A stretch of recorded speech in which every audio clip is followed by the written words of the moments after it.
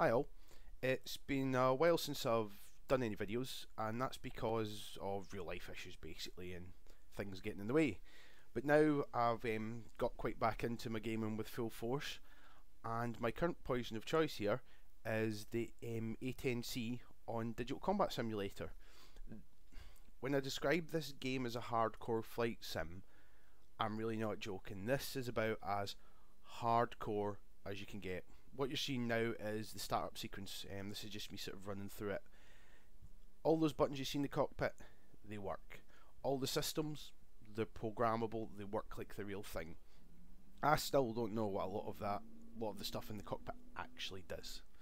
Now, I've got a rough idea for some of it, but right now I'm currently at the point where I can start the plane up, get it in the air with most of the electronics working, and land it maybe about half the time with all the landing gear intact.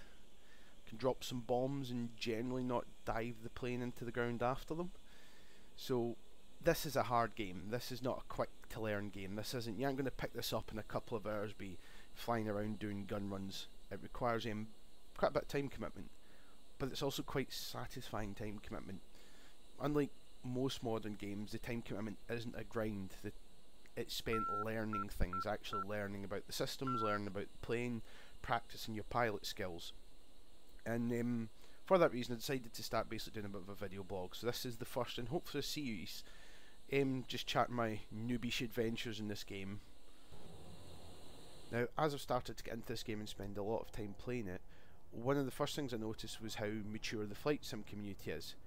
And I do mean that in a literal sense. At my ripe old age of 35, I feel sometimes like a bit of a young one here. There's a lot of older guys playing this game, a lot more mature. And it's just one thing you want to keep in mind if you're used to kind of playing games where it's, basically the banter tends to be a bit more puerile. It may not quite go down as well here, but again, like any community, I'm sure you could find a group of players that are of a similar ilk if you just want to be arsing around. But if you're kind of going to be arsing around, why the hell are you playing a flight sim? The whole point of a flight sim is to try and get into a bit more seriously. If you want to arse around, that's what Armour's for, and it's great at it.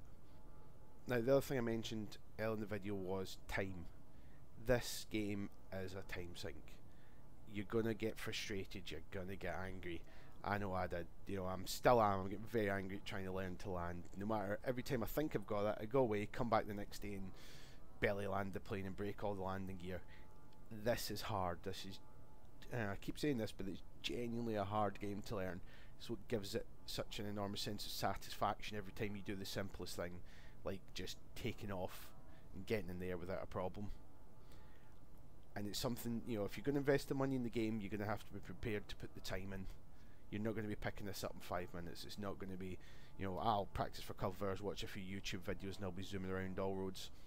It's not going to be like that. It's going to take a bit of time and a lot of practice. Now, one of the other things you're going to have to take into account if you do want to get into this game is there's a bit of a hardware cost.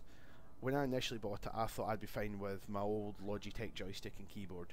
Yeah, didn't work like that. You need a proper joystick rudder pedal setup. You're probably going to want to invest in TrackIR as well, because you don't want to be taking your hands off the controls to look around. So I'll just give you a quick rundown of the current hardware setup I'm using and some other alternatives you can go with. So this is the joystick and throttle setup I've decided to invest in. This is the X55 from Cytec. It cost me about 160 of your British pounds, and it's a good, sturdy, solid piece of kit. The craftsmanship feels really good. There's loads of buttons. They've got nice action. Yeah, I'm really, really happy with the choice, and it feels like a worthwhile investment that's going to last me for quite some time. Now, this is the X52. This is a slightly cheaper joystick. It's a bit of an older one. It seems to go for about 120.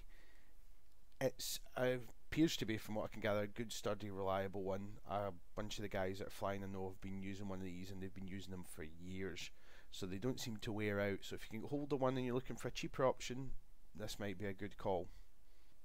And finally, we have the creme de la creme. This is the Thrustmaster Warthog.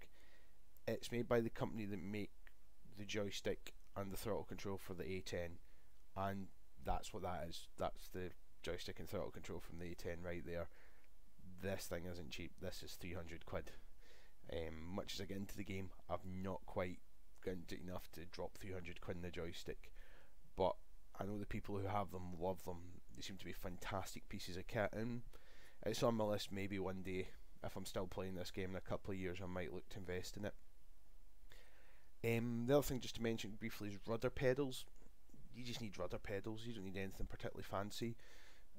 Speaking to one guy, he just uses accelerator pedals from a racing game. You know, brake, accelerator, you just need 2 switches you can move with your feet. It doesn't have to be anything fancy, you know, cheap things will work there quite happily. Now, the final piece of kit I'm going to talk about is TrackIR. This is a piece of kit that's been around, I think, from the days of Operation Flashpoint. It tracks your head movement, and basically you can use that to look around the game. So if you look a bit left in your monitor, your head tilts left, right, your head goes right, etc. Now, I've always kind of thought this one is a bit of a gimmick, but you're going to kind of end up wanting it if you're going to get into this game. You can't really be taking your hands off the controls to use the mouse to look around. It just is too much for when you're flying. And now I've got it, you know, I've only had it a few weeks and I love it. I've been using it in Arma and I've been using it in DayZ as well. I'm still getting used to it. It's a bit tricky to use, requires you to work on your posture a bit and sit properly and still rather than slouching when you're playing, which is probably a good thing. But on the whole, yeah, it seems very much worth it.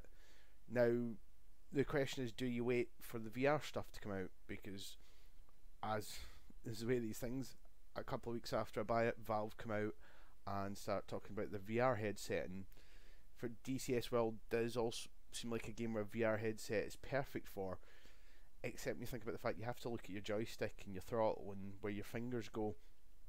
So I'm not quite sure VR is going to work out 100% for this game, and so there's probably a good life expectancy in the TrackIR if you decide to buy it.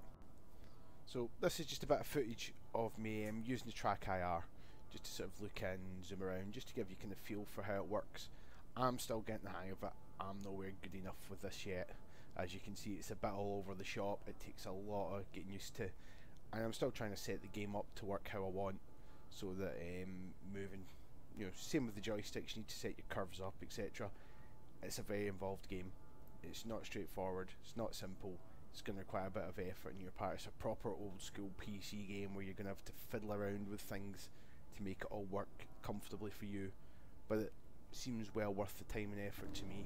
So hopefully after all that I've not scared you away. I'm assuming if you're looking at flight sims or you're thinking about getting the flight sim, part of the fun is having the joystick and the rudder pedals and having all the kit and trying to make it as much of a simulation as possible. You know, I really can't recommend this game enough if that's what you're looking for. The community seems really friendly, really helpful. You know, the group of guys I'm flying with, the RAF UK, really helpful, been helping me learn all the stuff. So there's a lot of help out there, and folk who'll train you basically in how the hell you fly these things, because it's not straightforward, it's not simple. And watching folk who've been flying this game well now, and you still see them crash when they're trying to taxi, I'll not lie, it's it makes you feel quite good. It makes me feel a bit better about myself and my ability to land this plane and ram it into the runway at high speed. I'm really looking forward to sort of recording videos of this over time and hopefully get to see my skill improve, if nothing else, and hopefully soon start actually blowing stuff up in anger as opposed to just dropping bombs and targets. But I'm going to start off the series of videos, and hopefully the next video I'll basically just talk over the cockpit and what each thing does, or what I think each thing does, and from there take through the startup procedure, takeoff, etc. None of these videos are going to be smooth and professional. They're probably going to be a bit rough, because I'm not the world's greatest pilot by a long shot yet. I won't go through how many takes it took me to get a landing that looked remotely respectable and it ended with the gear still in one piece for the final part of the video. So hope you enjoyed that. Hopefully it sold you in the game, hopefully it didn't scare you away completely, and I look forward to recording a bit more about this. Catch you later.